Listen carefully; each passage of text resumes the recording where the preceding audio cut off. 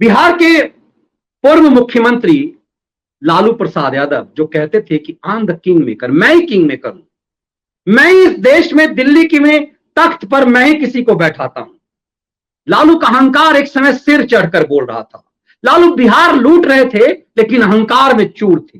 चारा घोटाला के 6 मुकदमे चल रहे थे लेकिन अहंकार में चूर थे, क्योंकि उन्हें लगता था कि सन 1995 में जब वो दोबारा से सत्ता में आए, पहली बार तो उन्होंने जोर तोड़ से चापलूसी करके सरकार बना ली, कभी वीपी सिंह कभी देवीलाल इधर उधर के गेम करके, खैर उसके मास्टर ही थे। लेकिन 1995 में लालू बहुमत के साथ सरकार में आ गए। उनके पास 22 सांसद थे संयुक्त बिहार का जब दौर था, और बड़े मायने रखते हैं क्षेत्रीय दलों में जो संयुक्त मोर्चा की सरकार थी उसमें सबसे ज्यादा सांसद लेकर के लालू गए थे। लेकिन लालू के खिलाफ एक गंभीर मामला था चारा घोटाला का, इसलिए प्रधानमंत्री की रेस में होने के बाद भी उन पर चर्चा नहीं हो रही थी। चर्चा मुलायम सिंह यादव पे होने लगी तो लालू ने मुलायम को निपटा दिया, लंगड़ी मार दी और देवेगौड़ा के लिए प्रस्ताव भेज दिया जो उनके सामने कंपटीशन में नहीं थे भविष्य में राजनीति के लिए। फिर देवेगौड़ा के कोर्ट ने सीबीआई डायरेक्टर बनाया था जोगिंदर सिंह को। उस जोगिंदर सिंह ने इनके खिलाफ चार्जशीट करवाई तो देवेगौड़ा को अपमानित किया।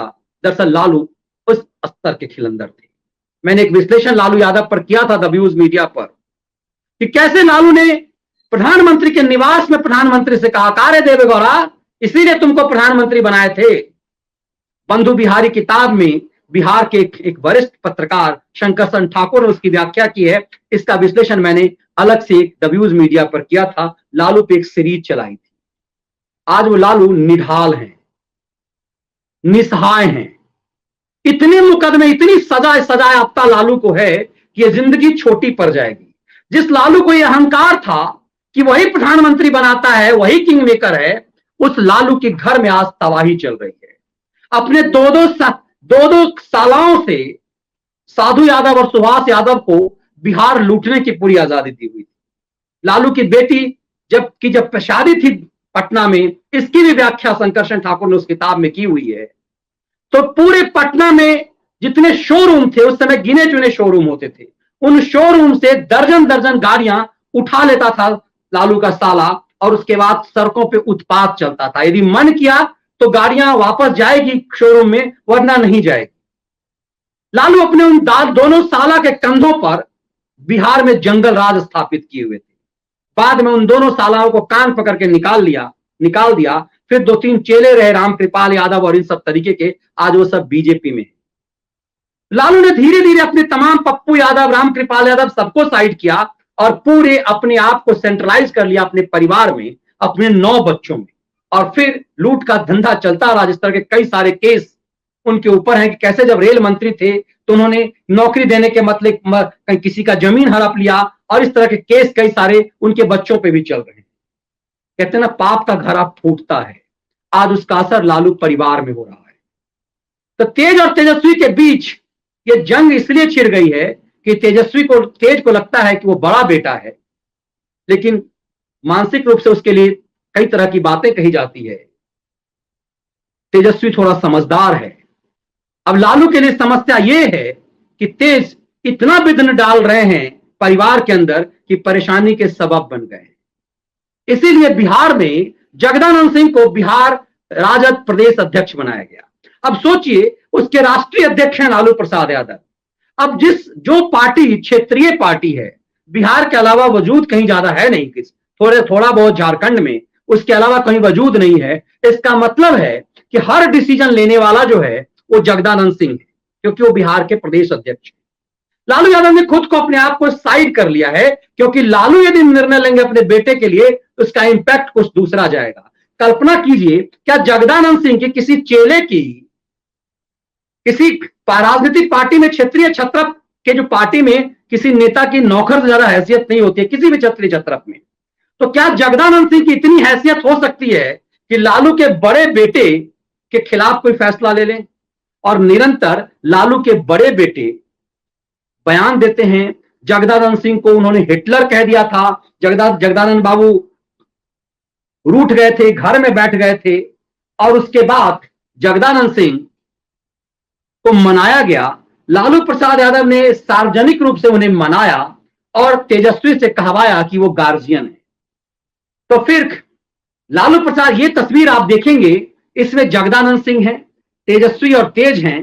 दरअसल तेज प्रताप अपने आप को थोड़ा सा धार्मिक, भोले शंकर के भक्त, त्रिपुंड लगाते हैं। तो कई लोगों को इनके इस व्यवहार में ये पसंद आते हैं कि ये इनोसेंट हैं, लेकिन एग्रेशन में हमेशा रहते हैं। वो अपने पिता की भक्ति तो दिखाते हैं, लेकिन हमेशा वो कुछ ऐसा बोल जाते हैं जो पॉलिटिकली करेक्ट कई बार नहीं होता है।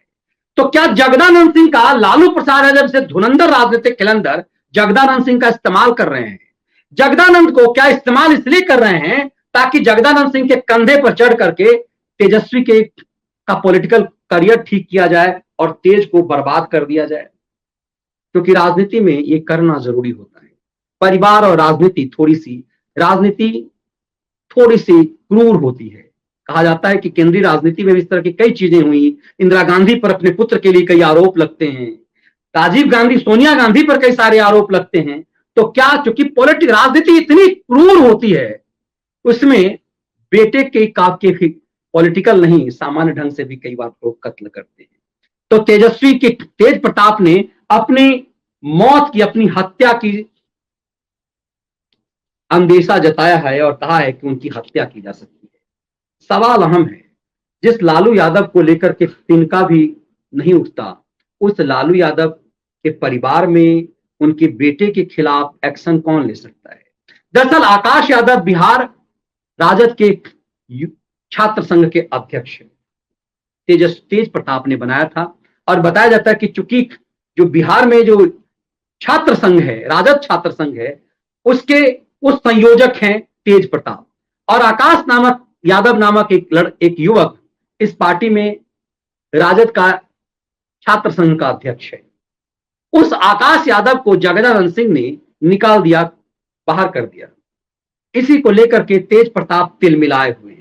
लालू के लाल खबर चल रही है कि तेज प्रताप को हत्या की आशंका। जेडीयू ने कहा चिंता नहीं करें, नीतीश सरकार देगी पूरी सुरक्षा। ये एक तरह से चिढ़ाने की कोशिश उन्होंने की है। और दूसरी तरफ ये ट्वीट लगातार तेज प्रताप कर रहे हैं कि Lalu Yadav who will fight for लालूवादी ideas till his last breath and your sleeper cell of Nagpuria party. अब देखिए कि स्लीपर सेल और नगपुरिया पार्टी इधर कहा, लेकिन आगे का जो ट्वीट देखेंगे तो आपको समझ में आएगा कि भाई के लिए क्या करे। जिस प्रवासी सलाहकार के इशारों पर पार्टी चल रही है, वो हरियाणा में अपने परिवार के किसी को सरपंच नहीं बनवा सकता। वो खाक मेरे अर्जुन को मुख्यमंत्री बनाएगा।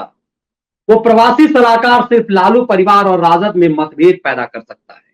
अब इसमें प्रवासी सलाहकार, दरअसल कई बार लोग कह रहे हैं कि ये तेजस्वी के लिए भी है, क्योंकि तेजस्वी के लिए नीतीश कुमार की पार्टी से अक्सर कहा जाता है कि वो प्रवासी है। प्रवासी मतलब तेजस्वी अक्सर दिल्ली में रहते हैं, इसलिए प्रवासी।